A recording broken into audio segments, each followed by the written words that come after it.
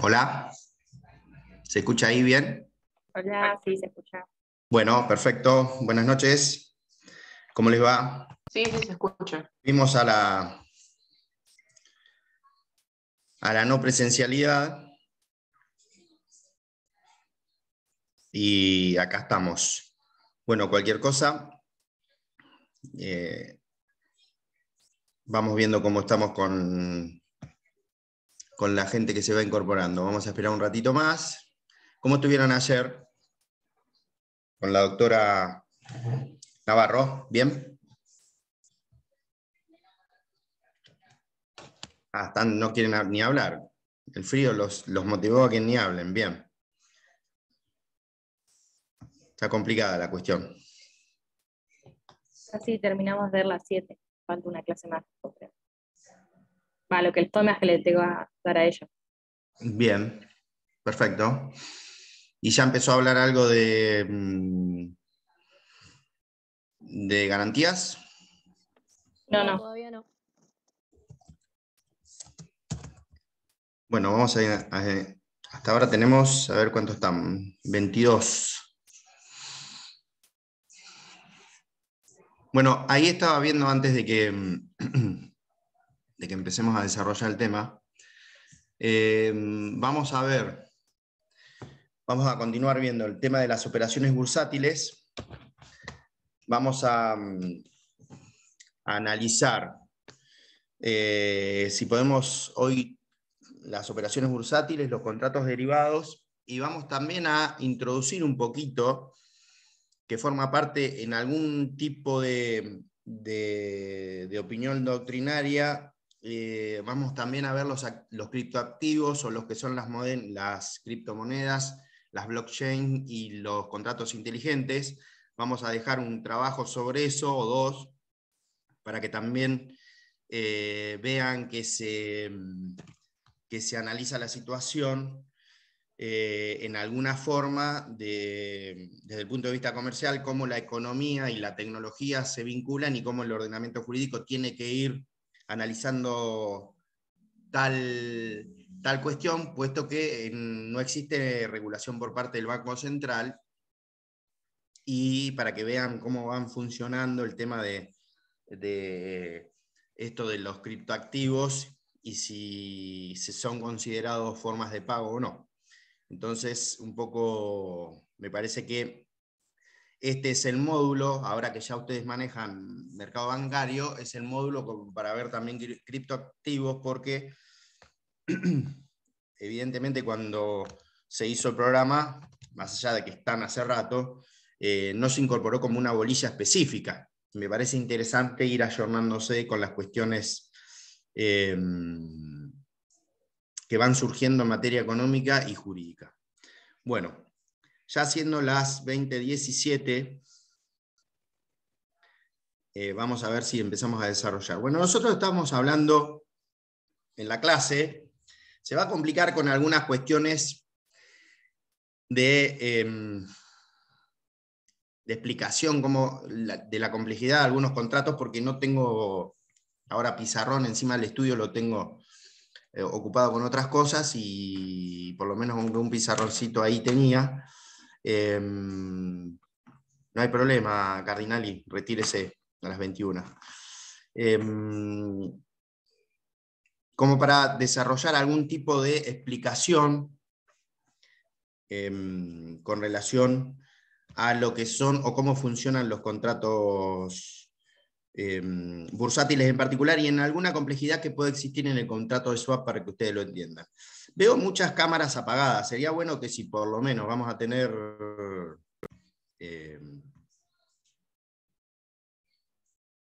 si vamos a tener virtualidad, que las cámaras se enciendan, ¿sí? Por una cuestión de respeto entre nosotros y de si es que se puede.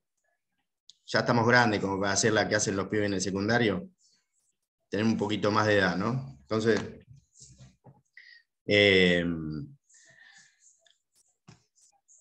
también para saber a quién tenemos que poner presente y a quién no. Bueno, desarrollamos. Habíamos dicho la otra vez que el mercado financiero bursátil No hay problema, la que no funciona, no funciona. Habíamos dicho el otro día que en el mercado bursátil existían dos clases de mercados, que era el mercado primario y el mercado secundario. En ese contexto habíamos mencionado que la palabra que definía al mercado primario era el de colocación, de allí que seguramente la doctora Navarro les haya explicado toda la situación referida a lo que sería el contrato de underwriting y sus, en principio, 3 formas básicas, como mínimo, hay más. Y la segunda, era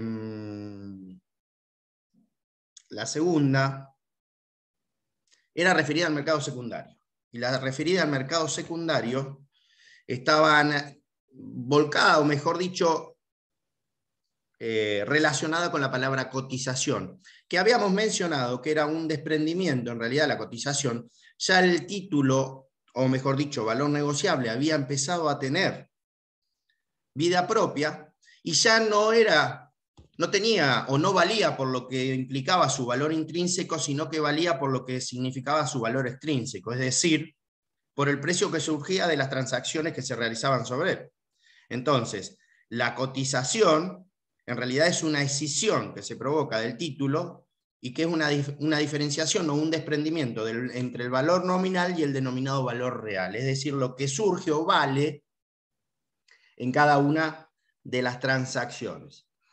Dicho esto, en la cotización es la que aparece cuando se negocian los títulos en la rueda bursátil, y es la que ustedes aparecen reflejada, como supongamos surge algún tipo de modificación, o de más que de modificación, de variación en el precio de los activos que ustedes tengan como inversión, entonces van a ver que aparecen las flechitas o los colores, yo les había dicho, los colores en verde, rojo o amarillo, de acuerdo a que el mercado hubiese subido o hubiese bajado.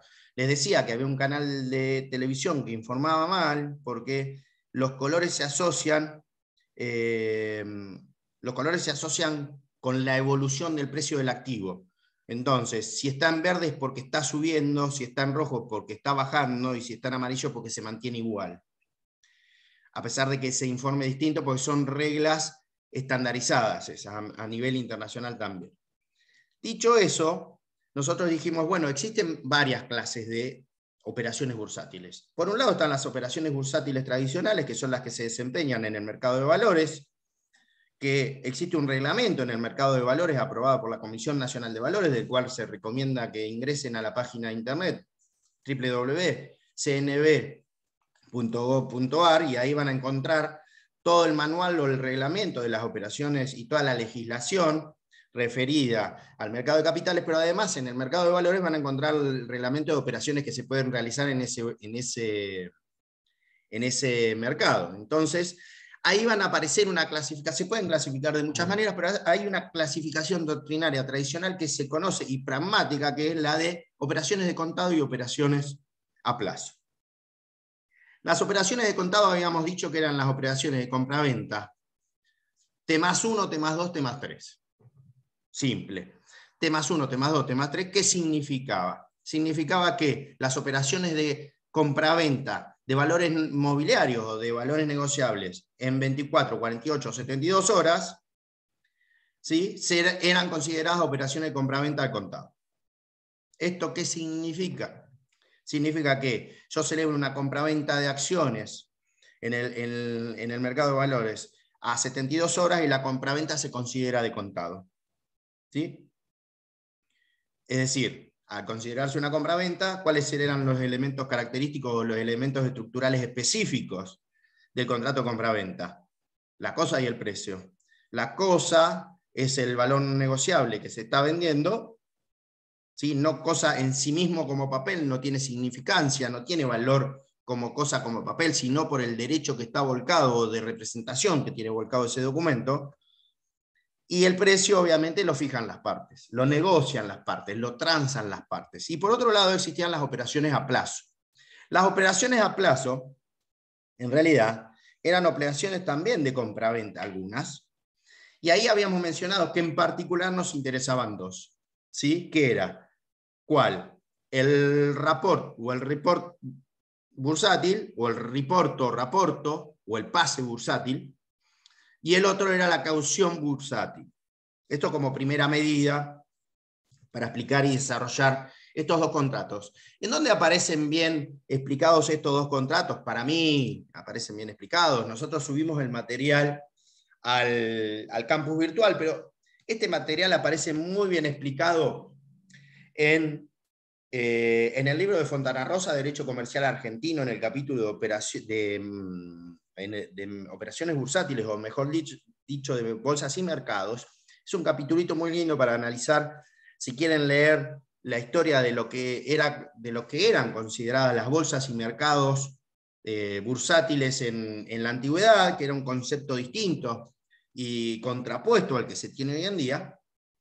Está subido, creo, ese trabajo para que se lea, en donde él explica muy brevemente estas operaciones. También hemos subido al respecto, para que ustedes tengan como bibliografía, unos articulitos. Es un capítulo de Sebastián Luegmayer sobre contratos bursátiles y derivados financieros.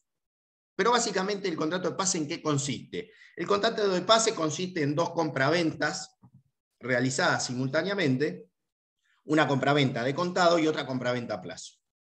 ¿Sí? Ese contrato lo celebran dos partes, ¿sí? El reportante y el reportado, y en realidad, desde el punto de vista económico, lo que significa el pase bursátil o el raporto, lo que implica es una operación de financiamiento. Vamos a explicarlo a ver si podemos desarrollarlo y que cada uno de ustedes pueda llegar a entenderlo, porque después se va a complejizar cuando lo tomemos o cuando lo tengan que ver, y salvo que tengamos una clase de repaso no lo vamos a volver a ver. Entonces, ¿por qué dos operaciones de contado? ¿Por dos operaciones simultáneas? Porque existe una primera operación de compraventa de contado en el que el dueño de los valores negociables o el dueño de las acciones se lo vende de contado al reportante, y el reportante de contado le paga el precio al reportado del valor de esas acciones, ¿sí? Valor que se realiza de contado. Pero en el mismo momento en que celebran esa compraventa de contado, es decir, recuerden ustedes que compraventa de contado era T+1, T+2, T+3, automáticamente el reportante, que es el comprador en la primera compraventa, asume la posición contraria y vende a plazo los mismos títulos que adquirió en una compraventa a plazo, en el cual fijan en ese mismo momento el valor del precio del activo que están vendiendo para una vez que se venza o se cumpla el término del plazo. Si yo lo dejo ahí, ustedes no entendieron nada. Entonces, porque dicen, ¿y dónde están las dos compraventas? ¿Y dónde está la operación de financiamiento? ¿Y dónde está el T+1, T+2, T+3? Por eso hay que explicarlo. ¿Y en qué consiste esto? Para que se entienda con un ejemplo fácil. ¿Y dónde aparece la operación financiera por vía de la operación bursátil? Yo tengo unos ahorros, ¿sí? No son suficientes, pero tengo unos ahorros, y me alcanza para comprar, o me interesa comprar con inversión, porque me dijeron que hay unas acciones que son redituables. Recuerden ustedes que cuando nosotros vimos la semana pasada, vimos cómo se podían clasificar los títulos, dijimos que las acciones eran títulos de participación privados de renta variable. ¿Tá? Entonces, me interesa porque tiene un rendimiento, esa renta variable tiene un rendimiento interesante y no es tan riesgosa. Entonces, ¿qué hago yo? Tengo algún dinero, no me alcanza para todo, tengo algún dinero y salgo a comprar un activo financiero. Yo compro las acciones, ¿sí? Yo adquiero las acciones. Ahora, yo tengo que pagar esas acciones. No tengo la plata para pagar todas esas acciones. Entonces, resulta ser que yo voy a comprar 1000 acciones al mercado financiero, es decir, al sistema bursátil, ¿sí?, a 10 pesos cada acción. Quiere decir que yo tengo que pagar esa operación 10.000 pesos. ¿Estamos? ¿Sí? ¿Se entiende? Yo no tengo 10.000 pesos en este momento. Tengo 5.000. Pero igual quiero comprar las 1.000 acciones a 10.000 pesos. Entonces, ¿qué hago? Voy al mercado financiero, yo concerté una operación de contado en donde adquiría 1.000 acciones, pero necesito 5.000 pesos porque 5.000 ya tengo. Entonces, ¿qué hago? Como compré esos títulos de contado, yo en el mismo momento en que tengo esas acciones y tengo 3 días para pagarlas, porque se considera de contado, 72 horas, automáticamente Rodrigo Cataldo, reportado, va a un señor que es un agente que se encarga de realizar esta operación y que es un profesional, y dice: vamos a celebrar un contrato de pase. Entonces Rodrigo Cataldo, reportado, recurre a un reportante y les vende esas 1.000 acciones que había comprado, se las vende de contado al reportante. ¿Se dan cuenta? Yo hago una operación de compraventa de contado donde Rodrigo Cataldo, dueño de las acciones, se la vende al reportante. Ahí que agarro, ahí que obtengo ya los 5.000 pesos que me faltaban para pagar la primera, ¿sí?, la primera operación en donde yo me hice de las acciones. ¿Estamos? Pero no me quiero desprender de las acciones. Yo necesitaba financiarme en ese momento. Necesitaba los 5.000 pesitos que me faltaban para pagar esas 1.000 acciones. Pero yo no quiero desprenderme de las acciones porque esas acciones generan dividendos interesantes.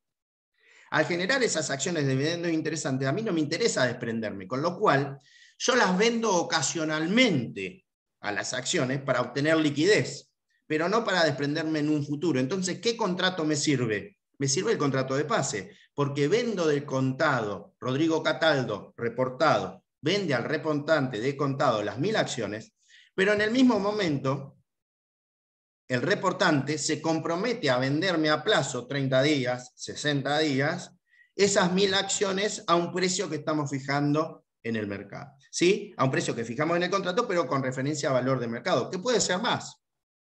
¿Está claro? Entonces, fíjense en dónde aparecen las dos compraventas. La primera compraventa es la que celebra Rodrigo Cataldo, reportado, con el reportante. A con B. Pero en el mismo momento en que celebramos esa operación, el reportante B me vende a plazo a mí las mismas acciones que yo le vendí. ¿Se dan cuenta?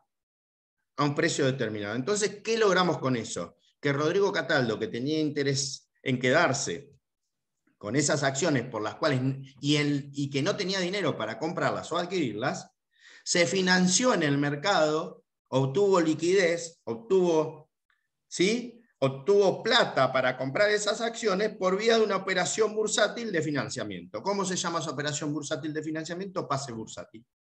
Hubo un pase de manos, por decirlo así, un pase de manos de valores negociables, primero de contado al reportante, y después a plazo el mismo reportante se las vende al reportado, y de esa manera todos se van contentos. ¿Por qué? Rodrigo Cataldo se queda con las acciones que eran interesantes para él, y el reportante recibió el precio del valor de los bienes que vendió a plazo. ¿Se entendió? Ese es el pase bursátil. Lo explica obviamente mucho mejor y con palabras más bonitas Fontana Rosa en Derecho Comercial Argentino, tomo 1, capítulo de Bolsa, y también Loewenmayer. Pero se entiende cuál es la operación, ¿no? Esas dos compraventas simultáneas, una de contado, primero es la de contado y después la de plazo. ¿Por qué? Porque la de contado es de ejecución inmediata e instantánea y la de plazo es la de ejecución diferida.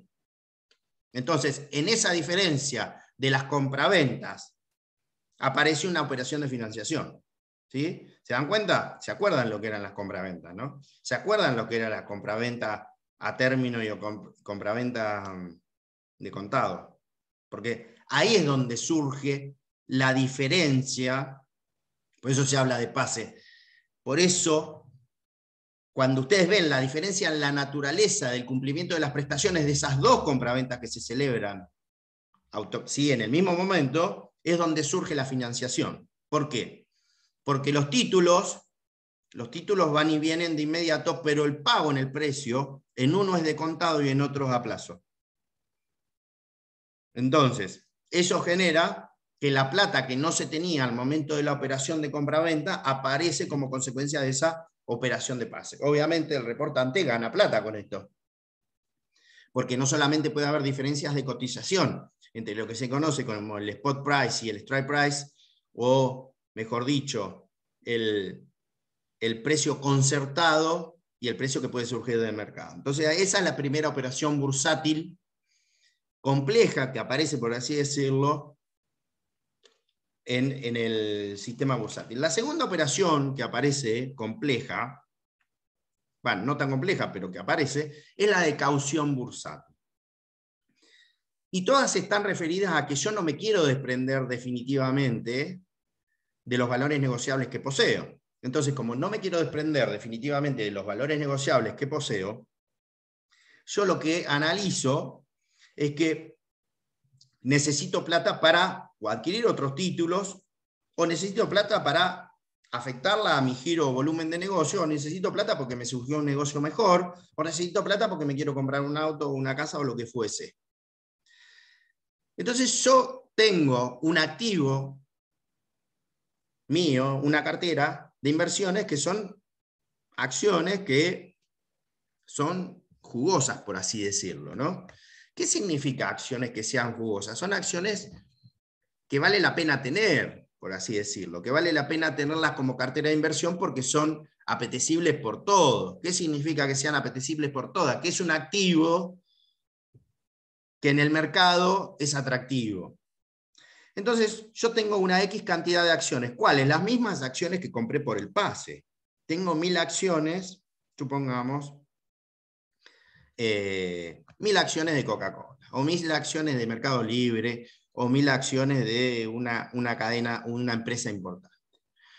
Si esto es así, yo digo, ¿qué hago? ¿Vendo las acciones que me están dando buenos dividendos? Porque las acciones, la renta variable de las acciones no solamente viene dada por el valor de diferencia transaccional que yo puedo tener del valor mobiliario en el mercado, sino también por lo que implica el derecho que tiene reflejado la acción adentro. La acción significa que yo soy dueño de una empresa en una porción mínima, en X porcentaje como tenencia accionaria. Pero además esa empresa tiene obligación de distribuir los dividendos, porque para eso existen las empresas, ¿tá? Para distribuir los dividendos. Entonces, esa acción a mí, todos los años, en principio me debería generar un dividendo, que es la distribución de los resultados en un ejercicio económico que se distribuyen entre los socios, que son los dueños de la sociedad. Ahora, un año puede no distribuirse, otro año puede no distribuirse, porque hay que cubrir las reservas técnicas, las reservas estatutarias, las reservas facultativas, todo lo que ustedes quieran, pero llega un momento donde la ley societaria dice, bueno, muchachos, ya está. No se puede poner más que no hay resultados no asignados, distribuya los dividendos que tienen. ¿Y esos dividendos cómo se distribuyen? Pagando la sociedad, ¿sí?, la ganancia entre los socios. Eso es lo que genera, por eso es renta variable. Ahora, yo tengo 1000 acciones de esa empresa que es muy, muy redituable. ¿Qué es lo que hago? Para no desprenderme de esas acciones, recurro a un contrato que se llama caución bursátil, que no es nada más ni nada menos que solicitar un préstamo en el mercado bursátil. ¿Y cómo solicito el préstamo? Voy y dejo caucionadas esas acciones, ¿sí? Yo voy, realizo la operación y digo, tengo 1000 acciones de Mercado Libre para dejar, supongamos. ¿Qué sale? No sé cuánto estará hoy en día la acción de Mercado Libre, debe estar bastante cara, pero supongamos que esté 1000 acciones a $1000, ¿no? ¿Estamos? 1000 acciones a $1000, ¿cuánto nos daría? ¿1 millón? 1000 por 1000 da 1 millón. Bueno, $1 millón. Bueno, supongamos que esto fuese así. Yo no tengo $1 millón, además de las acciones. Entonces, ¿qué hago? En el contrato de caución bursátil, lo que hago es dejar las acciones en garantías perdón, en garantías, en garantía, y a cambio de eso me dan un monto de dinero, me dan un préstamo de dinero, dejando las acciones de ¿qué? En garantía del cumplimiento de la devolución de ese préstamo. Ahora bien, cuando a mí, yo voy a dejar esas acciones, que supongamos 1000 acciones, vamos a hacerla más fácil, a $10, para así ustedes entienden mejor el ejemplo. ¿Sí? A $10 son $10.000. No me van a dar $10.000. ¿Por qué? Primero porque me van a cobrar una comisión, pero además me van a descontar del valor de la acción, que sale $10, lo que se denomina el aforo. Y el aforo es un margen que establece el mercado, ¿sí? Como garantía de la acción, que es un porcentaje. Supongamos que el aforo de las acciones de Mercado Libre o de las cauciones bursátiles sean del 10% del valor de cotización de la acción. Si la acción cotizaba $10, el 10% de aforo sobre 10, el 10% de 10 es 1. ¿Sí? Entonces, cuando yo vaya a la caución bursátil no me van a dar $10, me van a dar 9. ¿Se entiende? El aforo se descuenta y a mí me dan 9 menos la comisión. Entonces, ¿eso qué genera? Eso genera que yo obtuve liquidez, no vendí las acciones, las dejé caucionadas, pero en algún momento tengo que devolverla la plata. Me descontaron el aforo, no me dieron $10 por acción, me dieron $9 por acción. ¿Se dan cuenta, no? Lo que importa acá es el valor del aforo. Me dieron $9 por acción. El problema es que yo esos $9 tengo que devolverlos en algún momento. ¿Estamos? Esos $9.000 los tengo que devolver.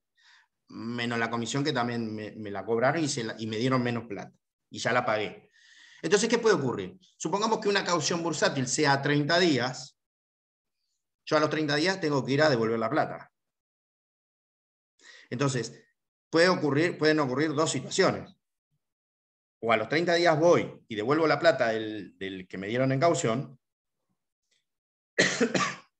o a los 30 días no voy. Si a los 30 días voy y devuelvo la plata que me prestaron, ahí quedamos como hermanos, todos amigos, todos hicimos negocios, me devuelven las acciones y yo devolví la plata que me prestaron. Ahora, si a los 30 días yo no fui a pagar y entré en mora, las acciones que estaban en garantías, sí, que estaban en garantía, hoy estoy con garantías, ¿se dan cuenta, no? Que estaban en garantía, el que tiene las acciones o posee, que quedan reservadas en la caja de valores, lo que ocurre es que se venden en el mercado. Y ahí nace en parte lo que se conoce como garantías autoliquidables. Esas acciones que quedaban caucionando ese préstamo salen a venderse al mercado a lo que esté cotizando en ese momento. Y el que me prestó la plata se queda con el valor del préstamo y después me tendrá que rendir cuentas de la diferencia, porque las acciones seguían siendo mías. ¿Estamos? Eso es lo que genera la garantía autoliquidable. El acreedor se queda con la cosa, la enajena, no se puede quedar con la cosa a él, la tiene que vender, pues no existe la posibilidad del ejercicio del pacto comisorio, como originariamente se entendía en Roma, que era la posibilidad de que el acreedor se quede con la cosa dada en garantía. Eso no se permite, salvo en lo que se denomina el pacto marciano, que después lo vamos a ver más adelante cuando veamos garantías. Como el acreedor no se puede quedar con la cosa dada en garantía, tiene que salir a venderla. ¿Cómo la sale a vender si son acciones? Las vende en el mercado a lo que esté al valor de cotización. Y ahí apareció la caución bursátil. ¿Se entiende? Esto también es una operación de financiación, porque a mí me dieron un valor, un préstamo, dejando en garantía las acciones. El tema es que si yo no cumplo después, ¿qué pasa? Me ejecutan las acciones. ¿Qué se hace un proceso para ejecutarlas? No, se venden automáticamente en el mercado. Por eso son garantías auto ejecutables, ¿sí? O autoliquidables. Dicho esto, no es la única garantía autoliquidable que existe en el mercado bursátil, sino también el tema de las garantías por las operaciones que se realizan, también son autoliquidables. Pero bueno, ese es un tema que es medio complejo y todavía no vimos y no creo que lleguemos a ver acá. ¿Hasta acá vamos? ¿Se va entendiendo? Si voy lento, disculpen, pero estoy saliendo de una gripe y estoy complicado, se nota en la voz, a pesar de que esta voz de pito está siempre, pero es como que ahora se nota un poquito más complicado. ¿Estamos? Bueno, yo no sé si es el Zoom, las caras se ven mejor personalmente, la seriedad de algunas caras está siempre igual, sea por Zoom o no voy a dar nombres para que nadie se sienta aludido, pero y lo que no cambia tampoco es mi voz de pito por vía Zoom, así que volvimos a la normalidad, por decirlo alguna cuestión. Ya no sabemos qué era la normalidad, si el Zoom o la presencialidad, se dan cuenta, ¿no? Para ustedes que casi se recibieron, el otro día me contaron de un chico de 4º año de Derecho que la primera vez que tenía clases era ahora con la presencialidad, y yo digo, miércoles, 4 años por Zoom. Es como el viejo chiste que habla de los médicos, aprovechen a revisarse ahora hasta que se reciban los médicos que se recibieron por Zoom, ¿no? Más o menos, espero que no digan eso de los abogados. ¿Qué abogado te tocó? ¿Un abogado recibido por Zoom o un abogado recibido presencial? Y no sé, no usemos paralelismos por las dudas. ¿Estamos? ¿Hasta acá vamos? Bueno, ahora se va a empezar a complejizar un poquito más la cosa. ¿Por qué? Porque ahora entramos en lo que son los contratos derivados. Y ahí sí que viene un lindo bailecito. De esto que yo les comentaba, en el campus virtual están volcados los trabajos. Está volcado el trabajo de Fontana Rosa, está el paper de Fontana Rosa, está el paper de Luegmayer sobre contratos derivados, y también está esto de contratos bursátiles, y también está esto de contratos derivados. Y creo que hay algo más, pero no me acuerdo. Bueno, contratos derivados. Los contratos derivados, como dijimos la otra vez, instrumentos financieros derivados, o derivatives, básicamente son 3, ¿sí? Los futuros, las opciones y los swaps. Los futuros prevén la posibilidad de que existan dos contratos que operen como futuros. Y los contratos de futuros no son nada más ni nada menos que una compraventa a término. ¿Cuál era la compraventa a término? ¿Se acuerdan ustedes? La acabamos de ver. Una compraventa a plazo. El término es el último día del plazo.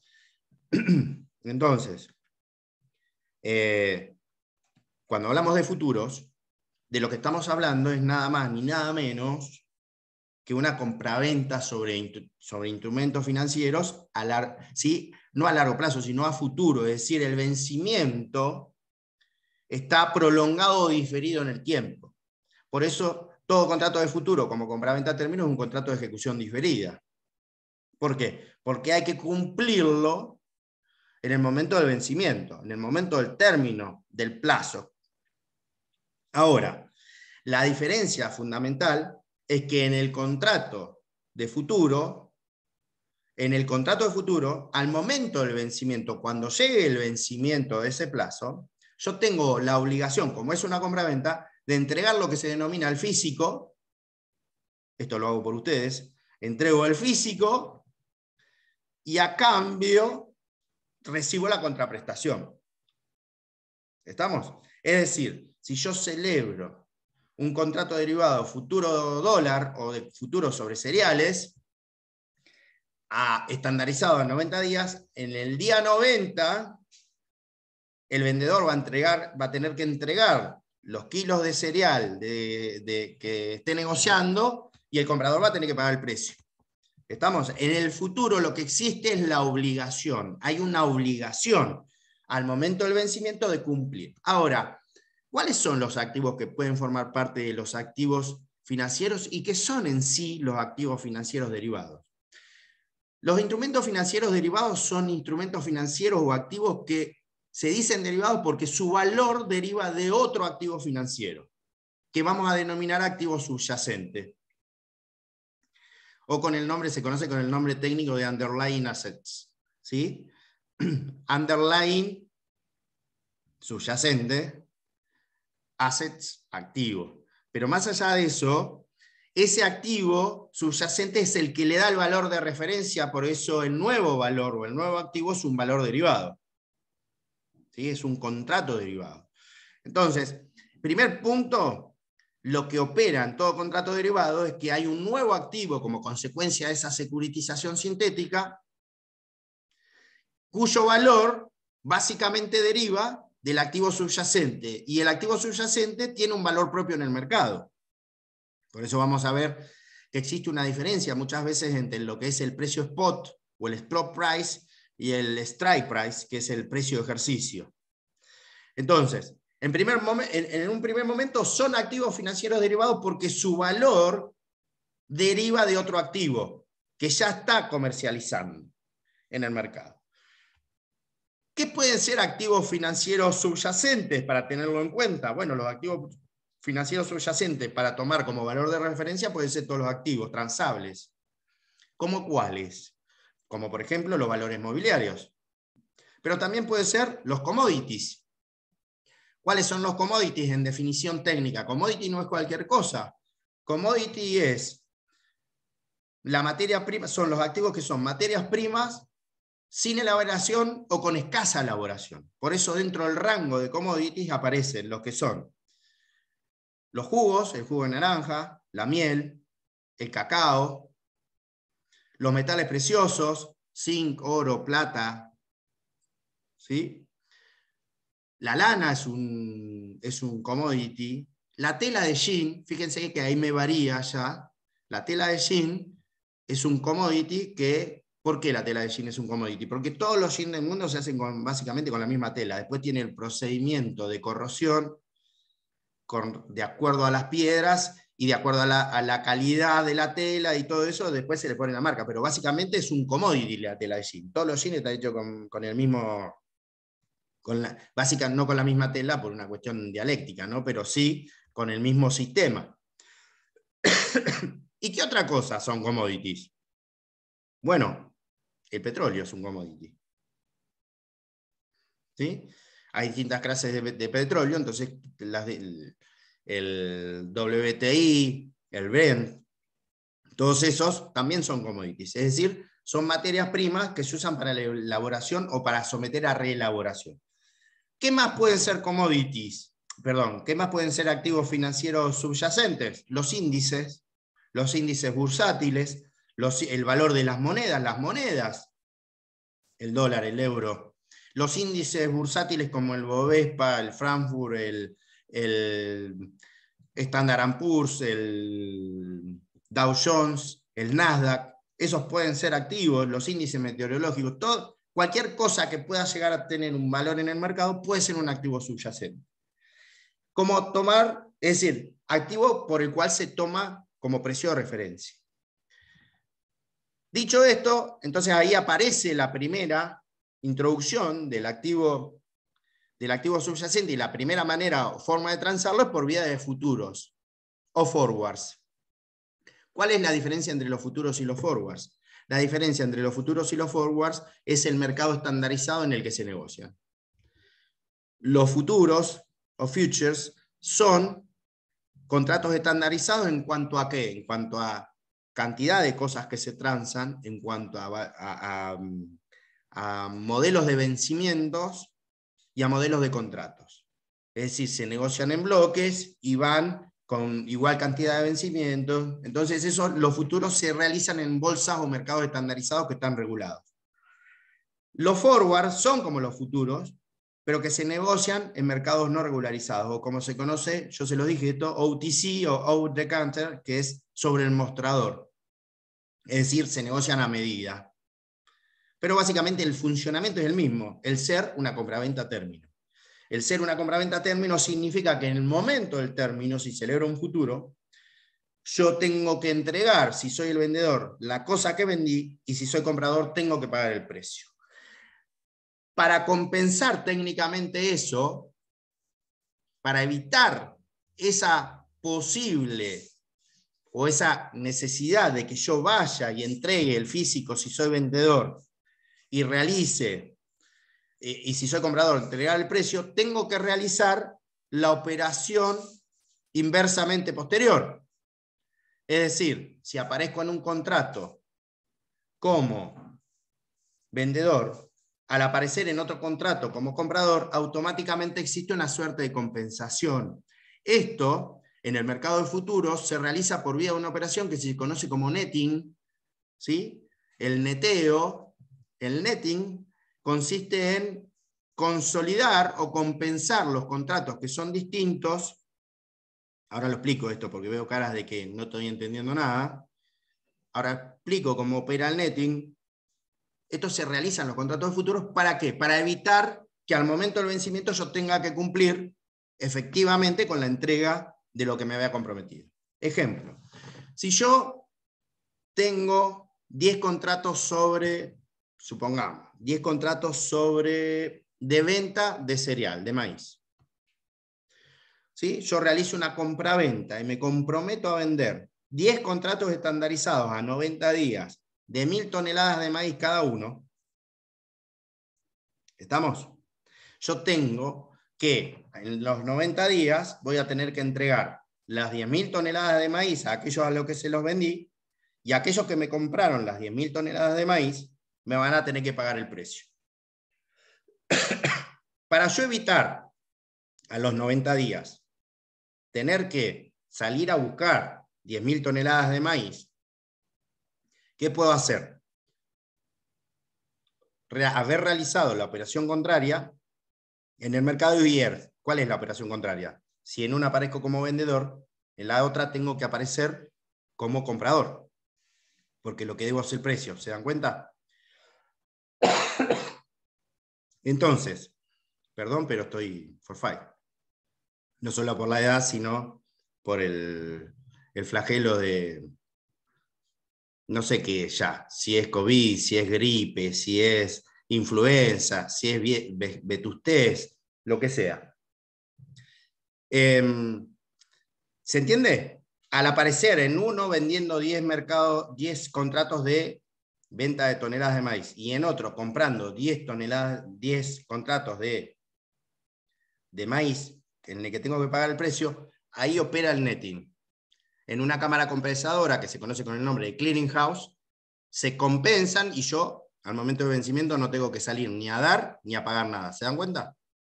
Y obviamente eso se transó y generó plata en el medio por las transacciones.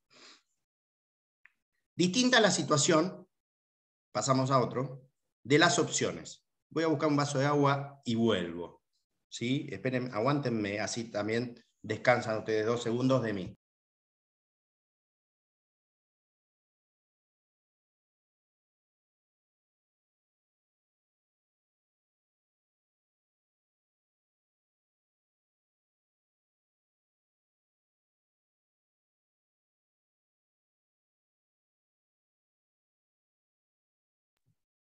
Volví. Bueno, lo cual no sé si me fui, ya desaparecieron 400 acá, miércoles. Era espantosa la clase, ya no solamente era espantosa, sino era tortuosa. Bueno, y yo tiro y algunos están con una cara de seriedad pétrea, que es como que nunca hubiesen conocido en la vida la sonrisa. Bueno, yo calculo que es atribuible en este caso a mí. Vamos a echarme la culpa así, no aparece, no todo es malo. ¿Sí? Bueno, segundo contrato derivado, este es un poquito más complejo. El más complejo de todos es el swap, para que ustedes ya vayan viendo cómo viene la cuestión. Entonces, segundo contrato derivado, options u opciones. De todo esto que estamos hablando también hay lecturas. De estas en inglés y en castellano, por si quieren. Por si quieren despuntar el vicio. No voy a mencionar más ninguna palabra, ni hablar de estándares pretendidos o no, porque si no, cada vez que digo algo, che, no puede ser que se suspenda un parcial, 2 semanas después tenemos paro, parciales, hablo de mediocridad, después se para la facultad porque no hay calefacción, no voy a decir más nada, pues si no va a renunciar curva, renuncia a curva, es todo un lío, cada vez que hablo de estándares de cosas, algo pasa, entonces prometo no decir nada no hablar de nada que pueda comprometer el interés de cada uno de ustedes, porque además después se picantean ustedes en el WhatsApp y tengo que salir yo a ser de mediador cuando no me corresponde ni es mi función. Entonces, sí, porque a algunos les gusta, se ve que son spicy, entonces son bien spicy, les gusta el picanteo, pero bueno, no es función del chat ese. A pesar de que a mí también me gusta el picanteo, y el tema del picanteo que después hay que bancársela con el picanteo. Cuando las cosas van subiendo de color y de tono de picanteo hay que bancársela. Entonces, que siga siendo la función del chat meramente académica. En las opciones, ¿estamos? En las opciones, lo que existe como contraposición a lo que existe en el futuro dijimos que existía al momento del vencimiento ¿qué? La obligación de entregar la cosa y pagar el precio. ¿Estamos? Me gusta porque al haber hecho ese comentario nacieron algunas sonrisas. Casi todos se rieron, incluso las y los que nunca se ríen. Bien. ¿Estamos? ¿Hasta acá? A diferencia del futuro, que decíamos que en el futuro lo que existía era la obligación al momento de vencimiento de entregar la cosa vendida o comprometida y pagar el precio, en la opción lo que existe es una prerrogativa o facultad de ejercer en un futuro el derecho de compra o venta que yo adquiero en el derecho de opción. Traducido al criollo básico.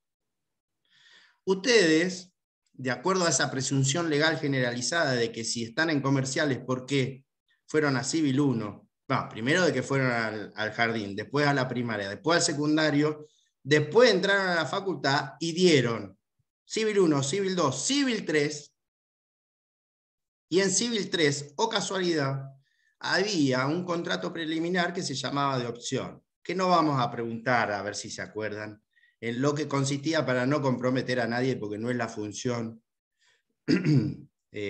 pedagógica, ¿sí?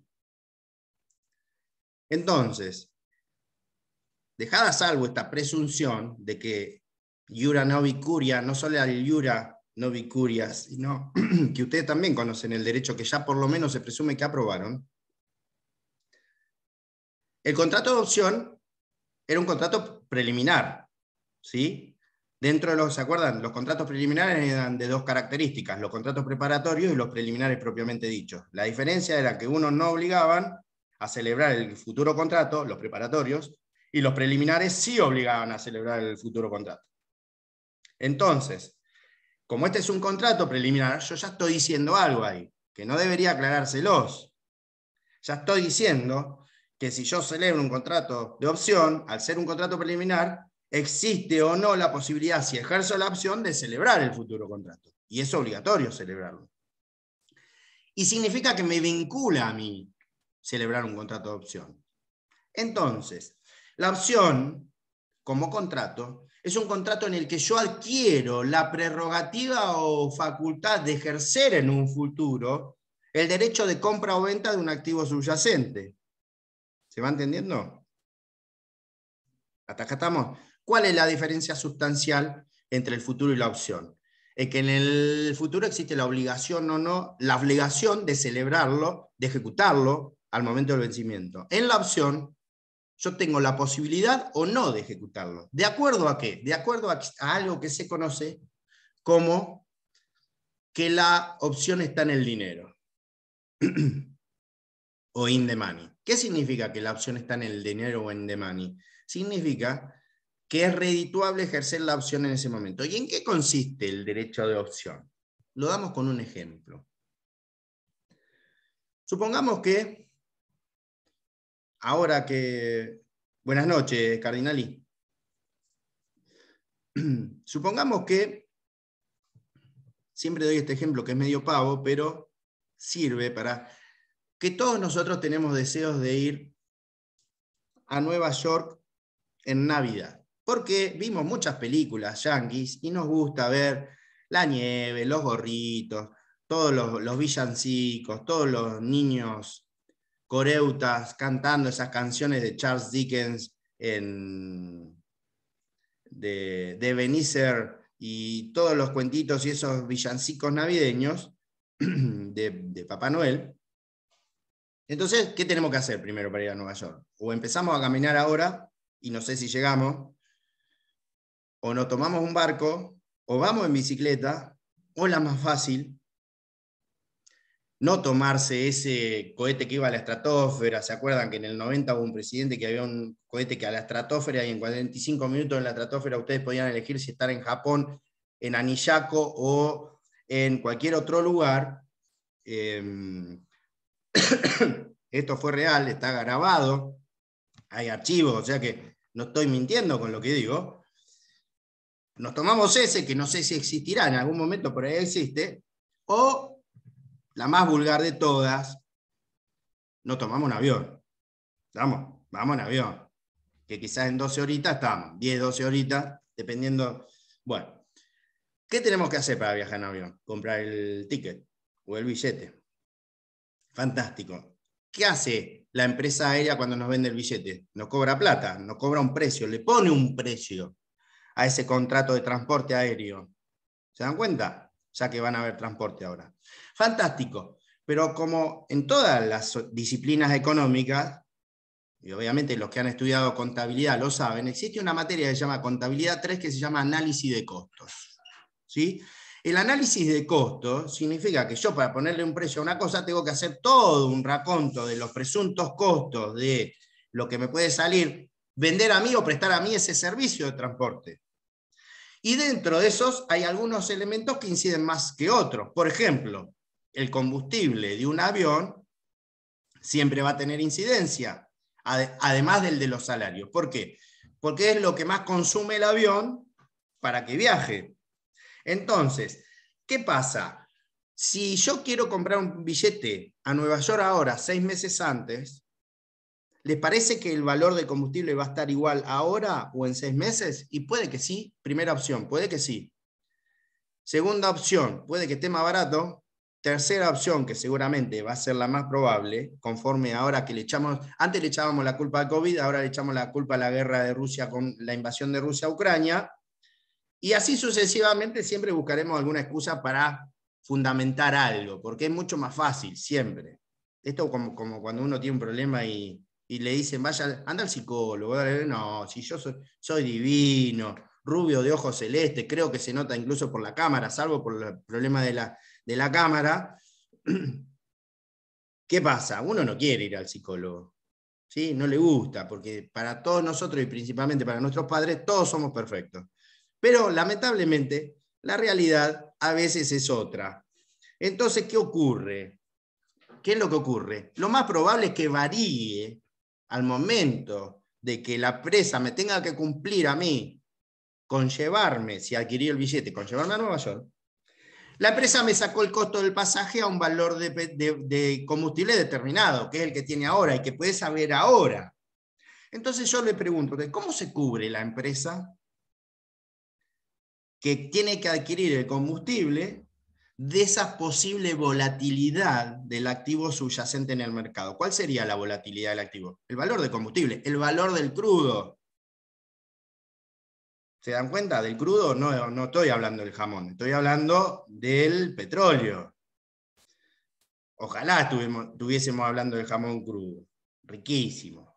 ¿Sí? Denominación de origen controlada, para decirlo así. En alguna manera, cuando veamos en el derecho de propiedad industrial lo que es las DOC o las denominaciones de origen o las indicaciones geográficas. Entonces, ¿qué pasa? Supongamos que a mí me cobran $1.000 hoy en día un pasaje en el cual el costo relativo de la incidencia del combustible es del 30%. Quiere decir que a mí, de esos $1.000, a mí me significa, a la empresa digo, significa que de esos $1.300 se le van en el combustible. ¿Qué pasa si en un futuro esa incidencia es mayor? ¿Cómo se cubre? Bueno, se cubre con instrumentos financieros de cobertura denominados opciones. Las opciones pueden ser de dos maneras, de compra o de venta. Call, las de compra son call y las de venta son put.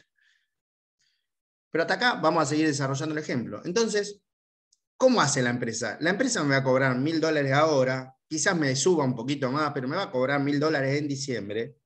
Me va a mantener quizás el valor del billete, pero quizás a él le va a subir los costos. Entonces, ¿cómo se cubre de esa pérdida? La manera de cubrirse de esa pérdida es celebrando un contrato derivado de opción. De adquirir el combustible o burdamente el crudo en el mercado, al momento en que pueda llegar a haber una diferencia, en diciembre, con un contrato derivado de opción de compra. ¿Sí? Entonces, ¿qué puede pasar? Al yo celebrar un contrato derivado de opción de compra, de call, celebro un call de compra de combustible.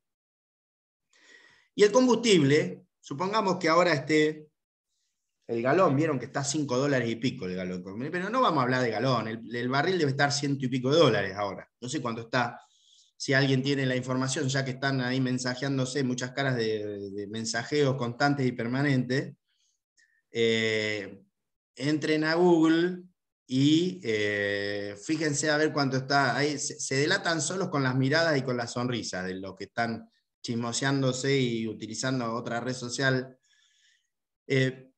Supongamos que esté $100. Al momento en que yo tenga que viajar a Nueva York, el pasaje que me cobraron $1000, que tiene una incidencia del 30%, el barril hoy está a $100. ¿Qué puede pasar en Navidad, en diciembre? 3 opciones. Siempre, cuando uno habla estadísticamente de posibilidades, pueden pasar 3 opciones. ¿Cuáles son esas opciones?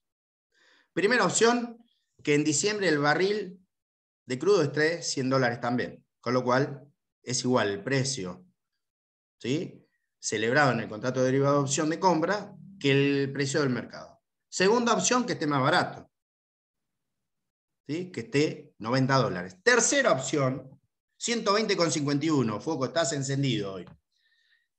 Es que si con ese nombre, Héroe Foco, si no estás encendido vos, hermano, no sé quién, sos el único que puede, sos el único, así que bien, Héroe Foco, $120,51. Pues supongamos que utilicemos ese parámetro. Llega diciembre. En diciembre está 120,51. Esa puede ser una posibilidad. Segunda posibilidad, puede estar a menos de $120,51 el barril de petróleo. $100. Es otra posibilidad.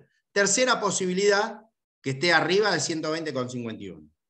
Entonces, ¿se acuerdan que yo les dije algo que la opción se ejercía cuando estaba in the money? Cuando la opción está en el dinero. Entonces, si llega diciembre y yo tengo una opción de compra de barriles de petróleo a 120,51 y llega diciembre y el barril de petróleo, obviamente yo celebro el contrato derivado de opción ahora, adquiero el derecho a optar de ejercer esa opción de compra o no, pero pago a cambio de eso una denominada prima. ¿Sí? Un fee, una prima. Tiene un costo eso. Ese costo, ahora vamos a ver por qué decimos que está en el dinero. Bueno, cuando llega diciembre, si el barril de petróleo sigue estando 120,51, ¿qué me conviene hacer a mí? ¿Ejercer la opción o no? Me conviene ejercerla. ¿Por qué me conviene ejercerla? Porque yo ya pagué una prima.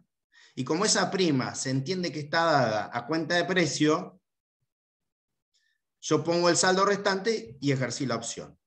Si el dinero, ¿sí?, si la opción está siempre con el valor igual de mercado, o el valor de mercado está superior al valor de cotización que le dimos o el strike price, siempre la opción está en el dinero, porque a mí me conviene ejercer la opción. Es decir, llega diciembre y en diciembre el barril de petróleo está a $150. ¿Qué me conviene? Ejercer la opción, porque yo lo tengo celebrado al precio a 120,51.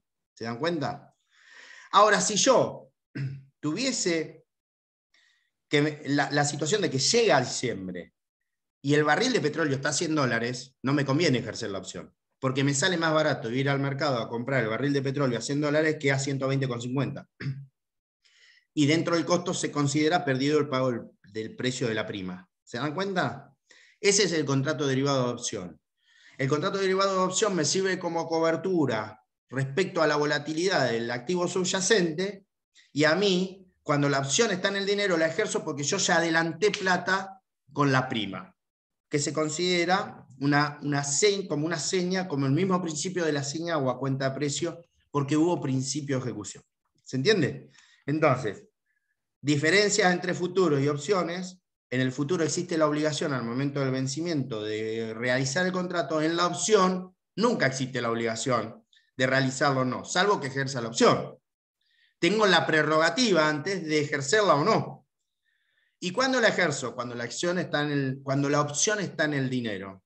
Cuando está in the money. Cuando está in the money, ejerzo. Cuando está out of money, afuera del dinero, voy al mercado a adquirir el activo subyacente con el cual me cubrí. Para determinar eso, en el contrato derivado de opción se paga una prima. La prima se compone básicamente de 5 elementos. Los elementos que componen la prima en el contrato derivado de opción son 5. Obviamente, si la opción es un contrato derivado, el valor del activo subyacente es importante. Entonces, el primer elemento es el spot price. El spot price significa el precio del activo subyacente en el mercado.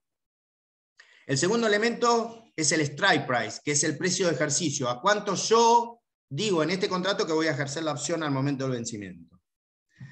El tercer elemento es la tasa de interés que pactamos por ese activo subyacente. El cuarto elemento, para fijar esa prima,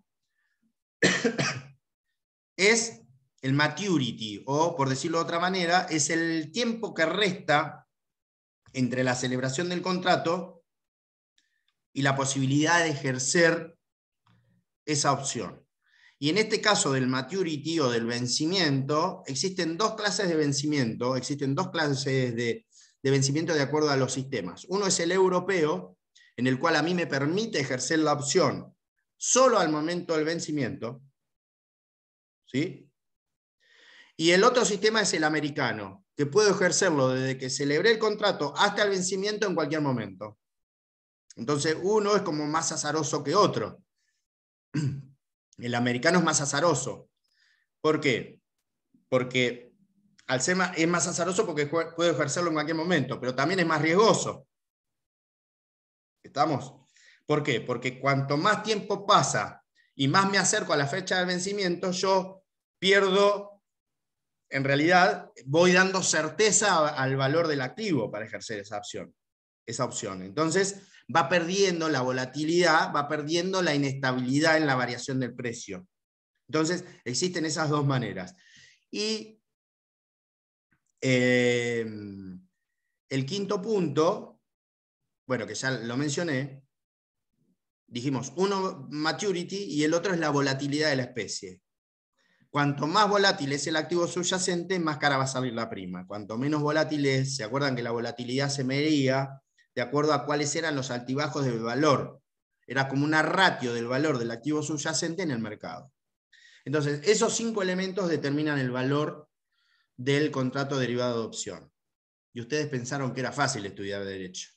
Fíjense ahora cómo empiezan los cuestionamientos internos. Y le dicen, mamá, ¿para qué te hice caso? Y ustedes en la almohada dicen, ¿qué me pasó ese día que decidí anotarme en la Facultad de Derecho? Bueno, todo por estas cosas. Y me lo imagino a aquellos que están pensando en penal. Dice Piso, yo a mí que me gusta penal, que tengo pensado ir a una fiscalía, ¿qué cuernos me interesa lo del contrato derivado de opción? Son los sapos que hay que comerse para hacer lo que a uno le gusta y recibirse, Piso. Así que forma parte de esto. Sí, es el costo que tiene todo en la vida. A pesar de que ahora tampoco se puede hablar de costos, porque si no lo critican a uno. ¿Está? ¿Estamos? Ni de las necesidades ni de los derechos. Entonces, vamos, ¿hasta acá se entiende? ¿Se entendió, no? Entonces, contrato derivado de opción, dos clases de opción. Call para la compra, put para la venta. Sistemas de vencimiento o de ejercicio de la opción, europeo, solo al momento del vencimiento del plazo, americano en cualquier momento desde la celebración hasta el vencimiento. Elementos que determinan cuándo ejerzo la opción, cuando la opción está en el dinero, in the money, y no out of money, o afuera del dinero. Y cuándo ejerzo, ¿qué es lo que pago como contraprestación? Una prima o un fee. Esa prima o fee que yo pago como contraprestación tiene 5 elementos. Spot price, strike price, interés, tasa de interés, rate, volatilidad, expresa o implícita, y maturity o vencimiento, ¿sí? Fecha que resta hasta el momento del vencimiento. Y señoras y señores, como consecuencia de esto que a ustedes tanto les agrada, que es el derecho, llegamos al último contrato derivado, que se conoce con el nombre de swap, que es un poquito más complejo que los dos anteriores. Gracias a Dios, y en perjuicio de ustedes. No porque sea en perjuicio de ustedes, sino porque es complejo cómo funciona. ¿Estamos? Luego de swap, me gustaría decirles algo con relación a obligaciones negociables, y más allá de que vamos a ampliar y citar algo de, no importa si no seguimos la clase que viene, sobre criptoactivos y todo eso, pero tener en cuenta el tema de las ON, como son títulos de deuda privados, que generalmente también pueden ser de renta variable. Algunos son de renta fija, pero puede haber de renta variable en cuanto a la cotización en sí. Nos metemos en lo que es el contrato derivado de swap. El contrato derivado de swap es una permuta financiera. Swap significa permutar, swapear, ¿sí? Cambiar de posiciones. Eso es lo que implica el swapeo o el swap.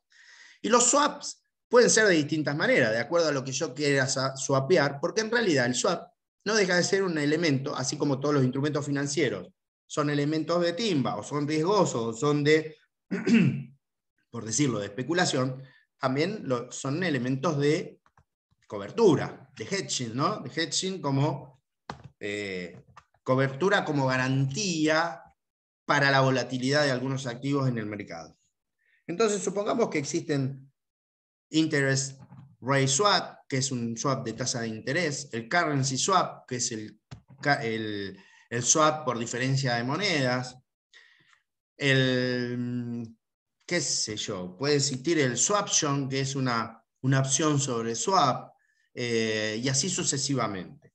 Y después existen distintas formas de swap. Hay unos trabajitos que nosotros hemos subido sobre esto, creo que están en el campus virtual, sobre lo que son los collateral, lo que son el corridor, el ceiling y el floor. No me salía. El floor, el ceiling y el corridor. Todas esas clases de swap que se van manejando con relación a cómo se determinan u operan algunas clases de swap. ¿Y en qué consiste el swap? Entonces, acá se complejiza la explicación. Lo vamos a tratar de hacer. Muchas veces los swaps tienen que ver con los cash flows, o los cash flows son los flujos de fondos o los flujos de activos, de ingresos que tienen cada una de las empresas, que algunos pueden ser variables o pueden ser fijos, al igual que las tasas de interés. Algunos pueden ser variables o pueden ser fijas. Vamos a tratar de dar un ejemplo donde aparezca un swap que pueda ser currency swap, un swap de monedas, y un swap de tasas de interés y de ingresos variables. Es decir, matamos todo un pájaro en un tiro. Entonces decimos, imagínense ustedes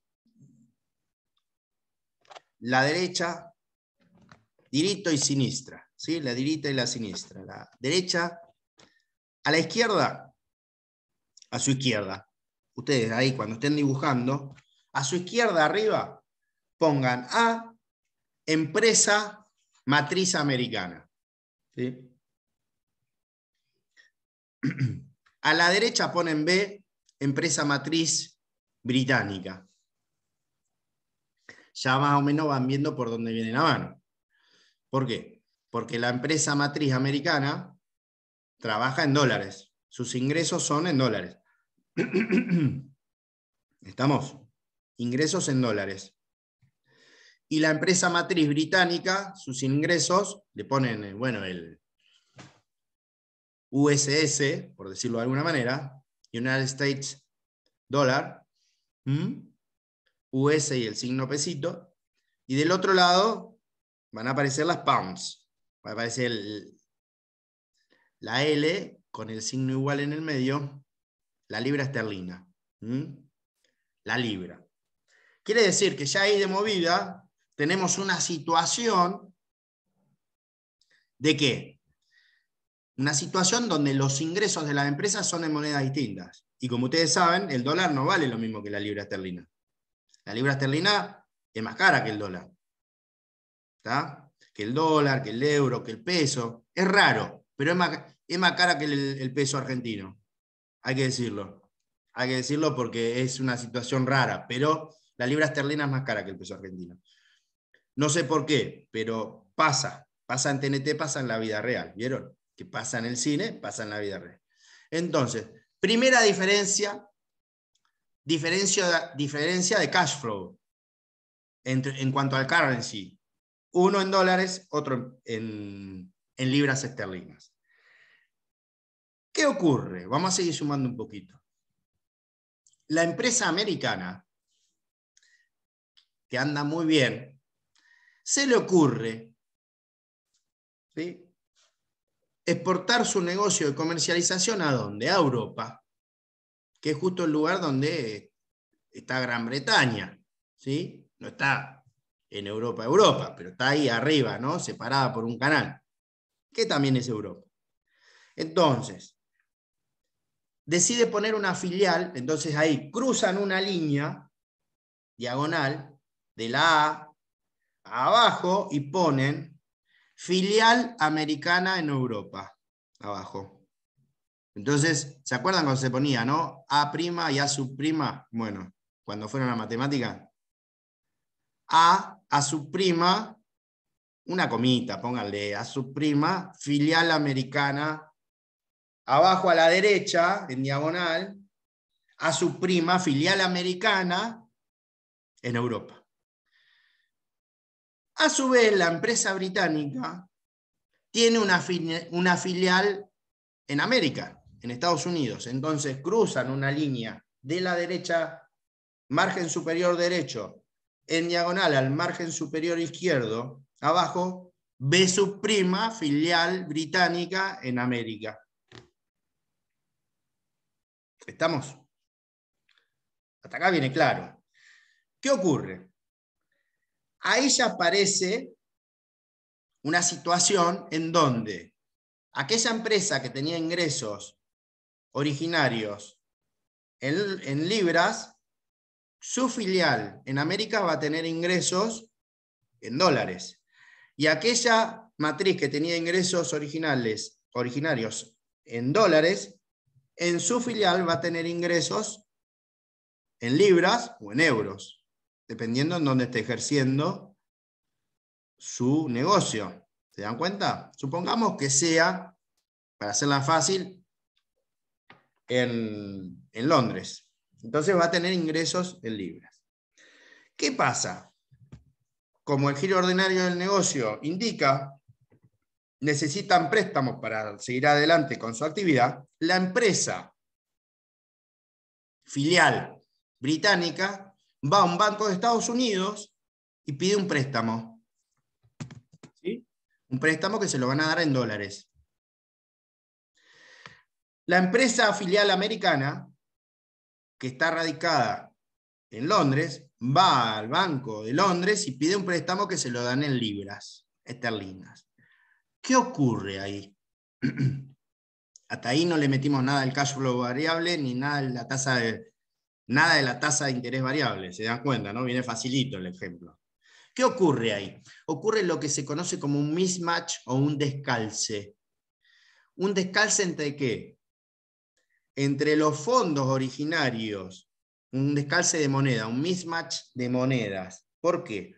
Porque existe una diferencia entre los fondos originarios de la empresa británica, de la matriz, con los fondos en los cuales va a tener los ingresos y va a tener que pagar su préstamo la filial británica en América. ¿Por qué? Porque los originarios son en libras y los de la filial van a tener que hacer en dólares. Inversamente, la empresa matriz americana tiene fondos originarios en dólares, pero en el préstamo que sacó en Londres tiene ingresos en libras y va a tener que pagarlo en libras. Entonces, ¿qué hay ahí? Un descalce en el tipo de moneda en el que van a tener ingresos con los egresos. La misma empresa, porque al ser una filial de la matriz, es la misma empresa. ¿Se entiende? Entonces, ¿qué deciden hacer las empresas? Hacen un swap de tipo de monedas. Entonces, ¿qué hace? El swap, ¿entre quién se celebra? Las casas matrices celebran un swap de moneda en el que la empresa americana se compromete a pagarle la diferencia o a darle la diferencia en más o en menos a la filial británica en América para que pueda acceder al monto de moneda o cantidad de moneda necesario para pagar el préstamo en dólares, e inversamente la matriz británica se compromete a suministrarle en más o en menos las libras esterlinas a la filial americana en Londres para poder devolver ese préstamo tomado. ¿Se dan cuenta? Ese préstamo tomado en Londres. Entonces, de esa manera que hicieron, swapearon, intercambiaron posiciones en cuanto a la moneda y se cubrieron de los posibles vaivenes de los ingresos. Ahí, ¿qué es lo que me puede afectar? Primero, la diferencia en el valor de la moneda entre sí. Y segundo, las tasas de interés y el nivel de cash flow que manejan cada una de las filiales en sus respectivas, en los respectivos continentes. ¿Estamos?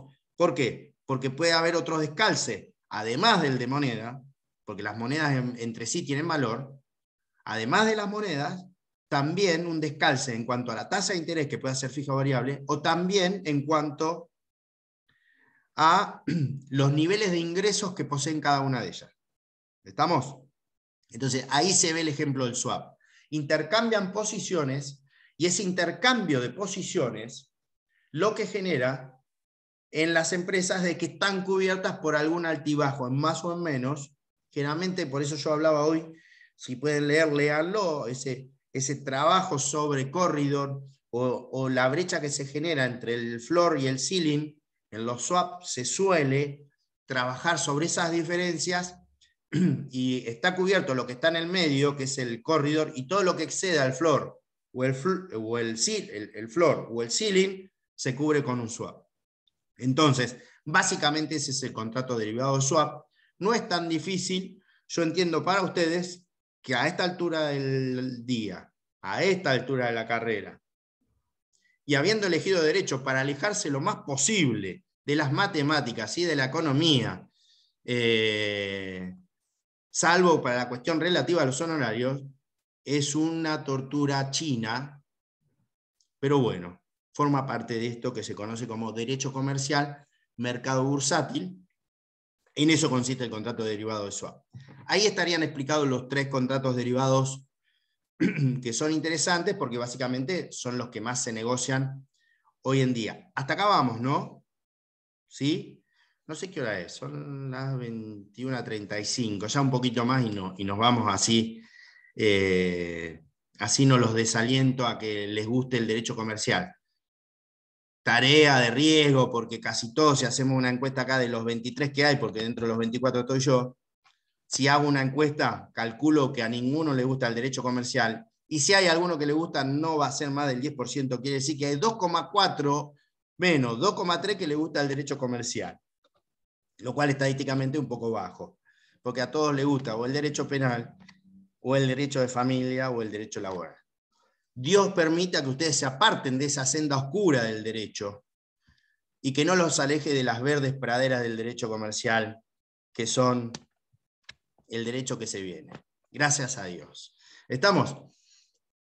Para seguir aportando un poquito, ¿por qué metemos lo de los criptoactivos acá? Primero, uno de los articulitos que estamos dejando, yo hoy si puedo se los subo, se los escaneo, si no mañana, se los escaneo y se los paso.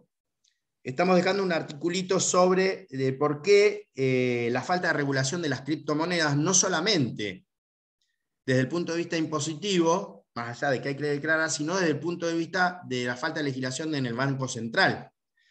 Y sí aparecen reguladas como forma de lavado de dinero, ¿no? En la UIF, lo que sería la Unidad de Información Financiera. Es decir, en principio estamos ante algo desconocido, no desconocido, sino de que está como en ciernes, al igual que las plataformas virtuales en donde se manejan las billeteras virtuales. ¿Vieron? Que ahora el Banco Central se está encargando de eso, porque si ustedes no se dieron cuenta de una cosa, tanto Mercado Libre como Modo, a mi entender, a grosso modo, les ganaron la pulenteada a los bancos hace más de un año. Hace más de un año que le sacaron el negocio a los bancos. Incluso los bancos adoptaron Modo, porque se dieron cuenta que el camino no era ya la transacción física de papel moneda, sino que era de la moneda virtual. Hoy, todos los que estamos acá y los que trabajan bajo relación de dependencia, ninguno cobra en efectivo. Todos cobran ¿con qué? Con una tarjeta de débito, con acreditación automática en una cuenta bancaria. ¿Vieron los pesos ustedes? No, no los vieron. ¿Qué vieron? ¿Vieron los pesos? Uno se pone a pensar hoy en día, che, ¿por qué se pelean tanto por los próceres, los animalitos en los billetes, si en realidad va a tender a desaparecer eso? ¿No? Porque hoy en día, si yo les digo, che, salvo que vayan a un cajero, que hoy en día hasta pagan con el celular. ¿Se dan cuenta? Bueno, ahí empieza a aparecer lo que se conoce como la cuarta revolución industrial, que sería la revolución tecnológica, ¿no? Y esa revolución tecnológica vino dada por lo que se conocen como las blockchains, los blockchain, en donde ese sistema de tecnología de información acumulada y encriptada genera primeras modificaciones, las blockchains, como cadenas de información acumuladas. Lo primero que generaron, la primera motivación o desprendimiento que generaron fueron las criptomonedas. La primera blockchain, Bitcoin, que solamente puede operar con la cripto Bitcoin.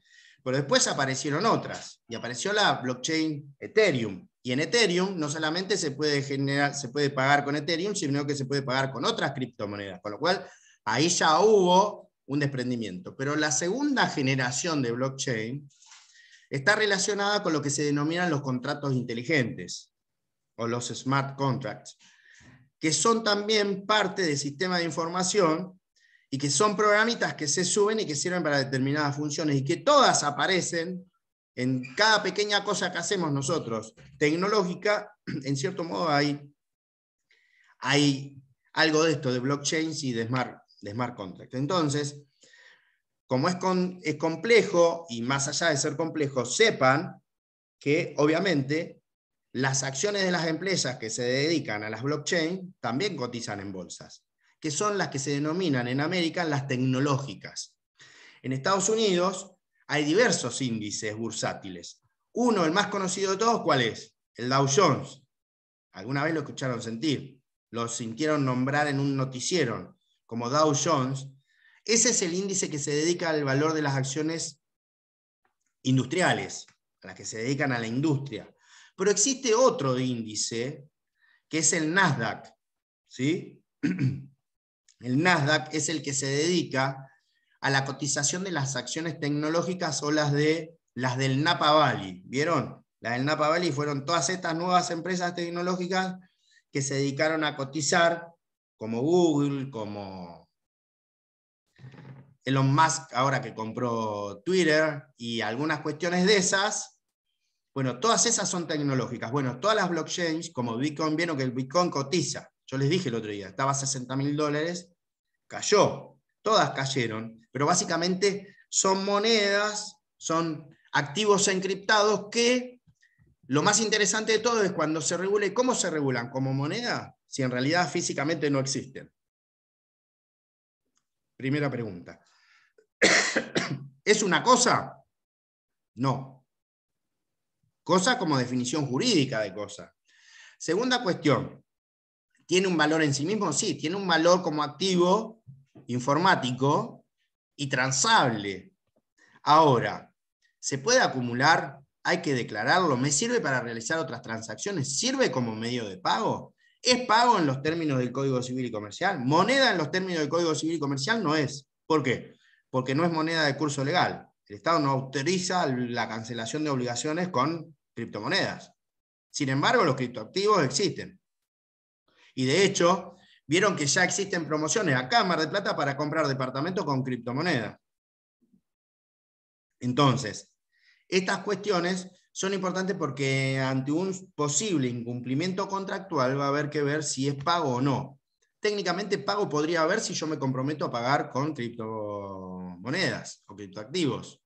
Entonces, vamos a subir 2 trabajitos que hablan sobre la autoejecutabilidad de los smart contracts, sobre la inmutabilidad de la información que sube ahí, de cómo se ejecutan, de cuánto valen, de cuál es el valor intrínseco y de qué relación existe con relación al mercado de capitales, porque una de las características técnicas que se le adjudica a las criptomonedas o criptoactivos es que es un valor negociable no cartular. Si ustedes sacan una cuenta de lo que venimos hablando hasta ahora, que venimos hablando de títulos públicos o títulos privados, de renta fija o de renta variable, todos son cartulares, a pesar de que no estén manifestados en un papel, son valores mobiliarios cartulares. Esto sería un no cartular. ¿Qué me representa a mí un criptoactivo? Entonces, lo que representa es información en los distintos nodos en donde se realizaron. Y cada uno de aquellos mineros que se metieron en la cadena para minar con criptomonedas o con operaciones transables. Entonces, esto es una cuestión que técnicamente habría que estudiarla dentro de lo que es el mercado de capitales, y también habría que verlo en obligaciones y también habría que verlo en otro sistema de transabilidad. Para finalizar, porque ya estamos cerrando, en la clase que viene vamos a terminar con mercado bursátil y vamos a ver lo que sería, no sé si vieron fondos comunes de inversión, 24.083, no sé si vieron ley 26.831, no sé si vieron en su totalidad lo que son las OPAs y las ofertas públicas y las definiciones, pero más allá de eso, vamos a arrancar con garantías a ver determinadas cosas, y una de las garantías que aparece como interesantes para analizar está en el artículo 3 de la ley 23.576 de obligaciones negociables, que habla sobre las diversas formas en las que se pueden garantizar las obligaciones negociables, es decir, esos títulos de deuda privado que puedo emitir en forma simple o que puedo garantizar con un bien determinado, es decir, con una garantía especial, con una garantía común que podría ser todo el patrimonio, o con una garantía flotante que podría versar sobre un activo elegible por parte del acreedor tenedor de esa obligación negociable, además de su posibilidad de conversión o de capitalización en distintas posibilidades, ya sea en capitalización de deudas por vía de emisión accionaria o ampliación de capital, y así sucesivamente. Nos vemos la clase que viene, ya no me da más la voz, estoy cansado, viejo, además de trabajar a la mañana, ¿no? Acá con la doctora Leguizamón sabe a lo que me refiero. Bueno, que tengan muy buena noche para todos, para todas. Y esto no fue por cadena oficial, sino por gracias por el link que me permitieron dar la clase desde, no sé si el centro, la facultad, ya no sé a quién agradecerle tampoco. No quiero generar ningún tipo de debate ni de picanteo. Pacetti, buenas noches. Que les vaya bien. Chao, buenas noches. Hasta luego. Hasta luego, buenas noches.